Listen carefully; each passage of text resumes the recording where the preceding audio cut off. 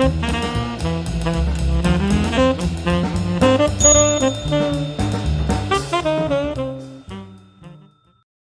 everybody, my name's Paul Murphy and I've got a passion for hats.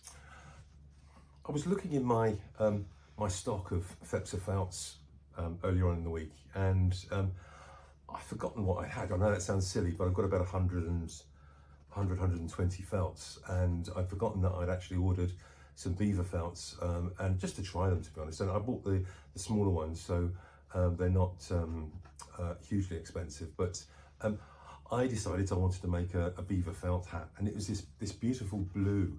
It's like an aquamarine colour, and so I thought, what am I going to make?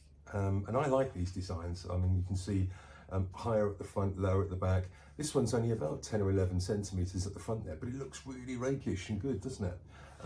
I've put some gallon on the, instead of grosgrain, on the actual crown here as the trim, and I've trimmed the bow in black, just as a touch of different colour, a little bit of style. And then it came with very little stiffening. So what I've done is I've can you hear that?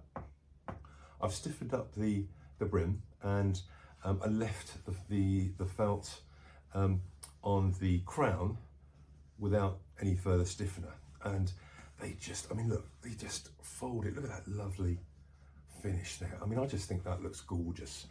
Inside, I've added one of my new liners, and I mean, it's as flat as a pancake. And I've not put, you know, where you can cut a hole in the wood and put the brim of the hat down, another piece on top and clamp them down.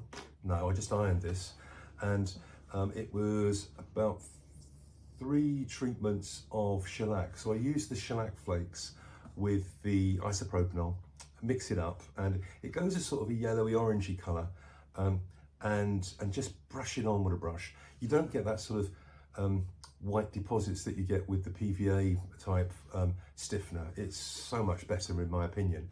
But anyway, I just wanted to share this with you because I thought it's a really nice hat. I'm not sure, I've got a jacket that's a similar colour, but I've also got a nice jumper and scarf, so I might well wear it with that. But I'll just pop it on and show you what it's like. And so don't forget, hold the hat by the brim and pop it on. And there we are. So that's a really nice, it's a size 60. I would sell it if somebody wanted it, but at the moment I'm just really enjoying it. So thanks very much for looking.